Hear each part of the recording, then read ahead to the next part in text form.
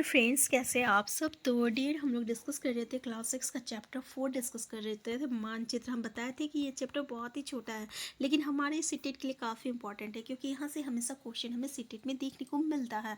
तो डियर इस चैप्टर से जितने भी क्वेश्चन हमारा राइज होता है, हम सारे क्वेश्चन को डिस्कस किए, जो कि 2 पार्ट में किए। ये इसका सेकेंड पार्ट है। फर्स्ट पार्ट का लिंक आपको डिस्क्रिप्शन बॉक्स में मिल जाएगा। चलिए स्टार्ट करते हैं। पहला क्वेश्चन है, बड़े पैमाने के मानचित्र का उपयोग निम्न को दर्शाने के लिए किया जाता है। छोटा क्षेत्र, बड़ा क्षेत्र।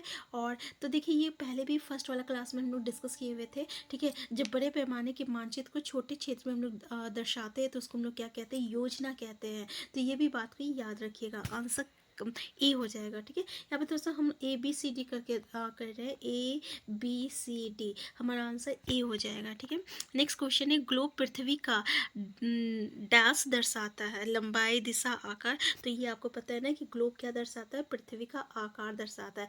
अगर हम लोग ग्लोब के बारे में डिस्कस किए, तो थोड़ा सा हम ग्लोब के बारे में बता दें, जो कि हम लोग इससे पहले वाले चैप्टर में डिस्कस किए हुए थे। तो हम लोग देखे थे कि हमारा ग्लोब जो रहता है ना, ये आपका यहाँ पे ये उत्तर ध्रुव होती है और इस एंड में, और इस एंड में दक्षिण ध्रुव होती है। ठीक है, और ये जो बीच का जो रहता है ना, इसको हम लोग विषुवत वृत्त कहते हैं, जो कि ये ग्लोब को जो है 2 इक्वल पार्ट में विभाजित करता है, और ये जो है सबसे बड़ा होता है आपका ग्लोब में। ठीक है, और उसके बाद की जो रेखा, पहले की जो रेखा रहती है, यानी जो कि उत्तर दिशा में रहती है। ठीक है, उत्तर दिशा की ओर रहती है। उत्तरी गोलार्ध इसको कहेंगे हम लोग। इसको हम लोग क्या कहेंगे, उत्तरी गोलार्ध कहेंगे। इसको हम लोग दक्षिणी गोलार्ध कहेंगे। तो उत्तरी गोलार्ध में जो रेखा होता है ना डियर, इसको हम लोग क्या कहते हैं, इसको हम लोग कहते हैं, आपका क्या कहते हैं, कर्क रेखा कहते हैं। ठीक है, और दक्षिणी रेखा, दक्षिणी गोलार्ध में जो रेखा रहता है ना, इसको हम लोग क्या कहते हैं, इसको हम लोग मकर रेखा कहते हैं। और ये है उत्तर ध्रुव, ये है दक्षिण ध्रुव। क्वेश्चन इस तरीके से भी पूछ लिया जाता है कि ये बताइए, कर्क रेखा जो है विषुवत वृत्त से ऊपर रहेगा, ये नीचे रहेगा। तो भाई ये ऊपर रहता है, मकर रेखा जो रहता है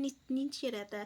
क्वेश्चन ये भी पूछा जाता है कि मकर रेखा किस गोलार्ध में रहेगा, तो ये आपका दक्षिणी गोलार्ध में रहेगा। आपको तो पता है ना, उत्तरी गोलार्ध जो रहेगा, ये हमारा कितना पे रहेगा, 90 डिग्री पे रहेगा, और दक्षिणी गोलार्ध कितना पे रहता है, 90 डिग्री पे रहता है। ये भी डिग्री से भी क्वेश्चन पूछा जाता है। इसके अलावा विषुवत वृत्त की डिग्री पूछ ली जाती है। तो विषुवत वृत्त की जो डिग्री होती है ना, ये 0 डिग्री होती है। ठीक है, तो ये आप, ये उत्तरी गोलार्ध है, ये उत्तर ध्रुव है, ये दक्षिण ध्रुव है। ठीक है, जो कि 90 डिग्री पे होता है।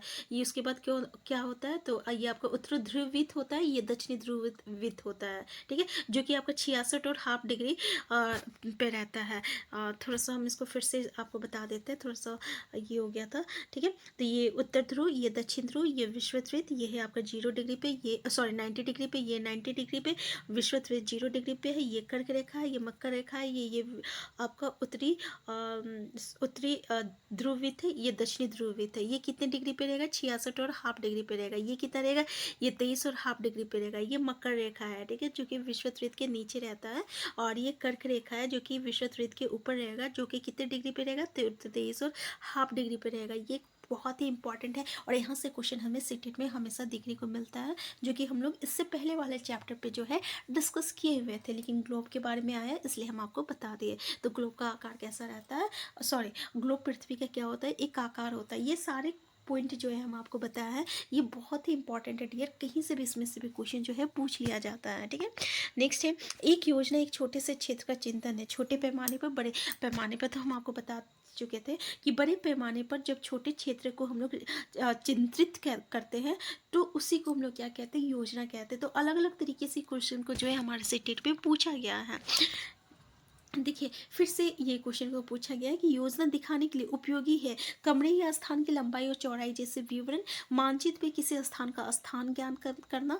तो बिल्कुल सही बात है। हम आपको बताया ना कि ये छोटे क्षेत्र को दर्शाता है। तो कमरे या किसी स्थान की लंबाई या चौड़ाई को अगर हम लोग दर्शा रहे हैं, उसका विवरण कर रहे हैं कि देखो ये इतना फीट लंबा है, इतना फीट चौड़ा है, तो इसी को हम लोग योजना कहते हैं, है ना। नेक्स्ट, हरे रंग का प्रयोग दिखाने के लिए किया जाता है, पर्वत, पठार, मैदान। तो इसका आंसर तो आपको भी पता है ना कि हम लोग हरा रंग को किससे दर्शाते हैं, मैदान से दर्शाते हैं। और पानी को किससे दर्शाते हैं, नीला रंग से दर्शाते हैं। पर्वत को किससे दर्शाते हैं, भूरा रंग से दर्शाते हैं। पठार को किससे दर्शाते हैं, पीला रंग से दर्शाते हैं। और यहाँ से क्वेश्चन हमें सीटेट में पूछा गया, अगर आप अभी तक नहीं देखे तो आप प्रीवियस से क्वेश्चन देख सकते हैं। नेक्स्ट है, मानचित्र पर मोटी नीली रेखा का उपयोग आमतौर पर दिखाने के लिए किया जाता किया जाता है।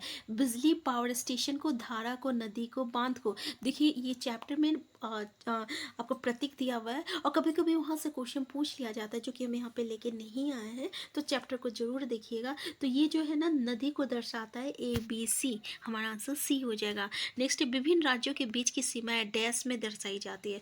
तो जो राज्यों की सीमाएं जो होती है ना, उसको हम लोग किससे दर्शाते हैं, तो उसको हम लोग राजनीतिक मानचित्र से दर्शाते हैं। नेक्स्ट है एटलस मानचित्र देश पैमाने पर बनाया जाता है। तो ये जो है आपका क्या हो जाएगा, छोटा पैमाने पर जो है बनाया जाता है। नेक्स्ट, आमतौर पर मानचित्र का शीर्ष किसको दर्शाता है, तो ये जो है उत्तर दिशा को दर्शाता है। नेक्स्ट है पृथ्वी की प्राकृतिक विशेषताओं, जैसे पर्वत हो गया, नदी, महासागर आदि को दर्शाने वाला मानचित्र को हम लोग क्या कहते हैं, राजनीतिक मानचित्र, विषयगत मानचित्र, पारंपरिक मानचित्र, तो इसको हम लोग भौतिक मानचित्र कहते हैं। हमारा आंसर डी हो जाएगा। ठीक है, ABCD हो जाएगा, जिसमें आप प्लीज़ कंफ्यूज मत होइएगा, हम आपको बता दे रहे ABCD, हमारा आंसर डी होगा। नेक्स्ट है चुंबकीय कंपास। देखिए ये पहले भी डिस्कस कर चुके हैं और ऐसे ही क्वेश्चन पूछा जाता है हमारा सेटेट में इस चैप्टर से। तो ये जो है ना, ये दिशा को ज्ञात करने के लिए दर्शाया जाता है। नेक्स्ट है निम्नलिखित में से ग्लोब की सीमा नहीं है, समतल सतह पर पृथ्वी का प्रतिनिधित्व करता है, पृथ्वी की विस्तृत भाग का अध्ययन कर सकता है। तो देखिए हमारा आंसर बी हो जाएगा कि पृथ्वी की विस्तृत भाग का अध्ययन कर सकता है। ठीक है, तो आंसर बी हो जाएगा।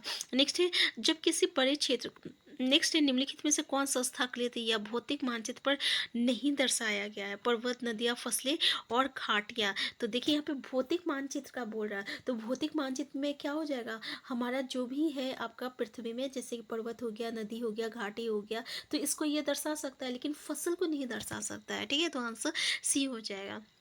नेक्स्ट है मानचित्र पर वो प्रतीक जो पृथ्वी की सतह पर मानव व भौतिक विशेषताओं का प्रतिनिधित्व करता है, उसे किस रूप में व्यंगीकृत किया जाता है, पौराणिक, ग्रीट कुंजी, एक पौराणिक कथा। अच्छा ये क्वेश्चन जो थोड़ा हमको अल्टर लग रहा है तो इसको हम स्किप करते हैं। ठीक है, नेक्स्ट है पृथ्वी की प्राकृतिक विशेषताओं, जैसे पर्वत हो गया, नदी, महासागर आदि को, ये तो क्वेश्चन हम लोग डिस्कस कर चुके हैं, इसको हम लोग क्या कहते हैं, भौतिक मानचित्र कहते हैं। तो पृथ्वी अक्ष के अंत है, ग्रेट मेरिडियन, ध्रुव और भूमध्य रेखा।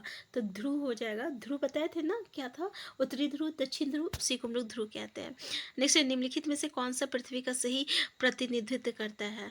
ठीक है, तो क्या करता है, ग्लोब करता है, ग्लोब करता है ना पृथ्वी का। नेक्स्ट है स्थाकृति मानचित्र वो है जो एटलस मानचित्र से छोटा है, इंजीनियरों द्वारा उपयोग किए जाते हैं। तो आंसर क्या हो जाएगा हमारा, छोटे क्षेत्र के वास्तविक सर्वेक्षण पर आधारित है, उसको हम लोग स्थलाकृति मानचित्र कहते हैं। वनों के वितरण को दर्शाने वाले मानचित्र किसमें आता है, ये विषयगत मानचित्र होता है। क्या होता है, याद रखिएगा, विषयगत, किसी एक विषय पे बता रहा है ना, जैसे वन के बारे में, तो इसको हम लोग क्या कहते हैं, विषयगत मानचित्र कहेंगे। नेक्स्ट, बड़े पैमाने पर तैयार किया गया और पटवारियों, इंजीनियर आदि द्वारा उपयोग किए जाने वाले मानचित्र कहलाता है, कैडस्ट्रल मानचित्र कहलाता है। क्या कहते हैं हम लोग उसको, कैडस्ट्रल मानचित्र कहते हैं। ठीक है, यानी जो कि आपका इंजीनियर या पटवारी लोग जो उसका उपयोग करते हैं, उस बड़े पैमाने पर तैयार किया गया जो मानचित्र होता है, उसको हम लोग कैडस्ट्रल मानचित्र कहते हैं। तो ये था हमारा क्लास 6 का चैप्टर 4। तो हम फिर मिलते हैं नेक्स्ट क्लास में। Thank you.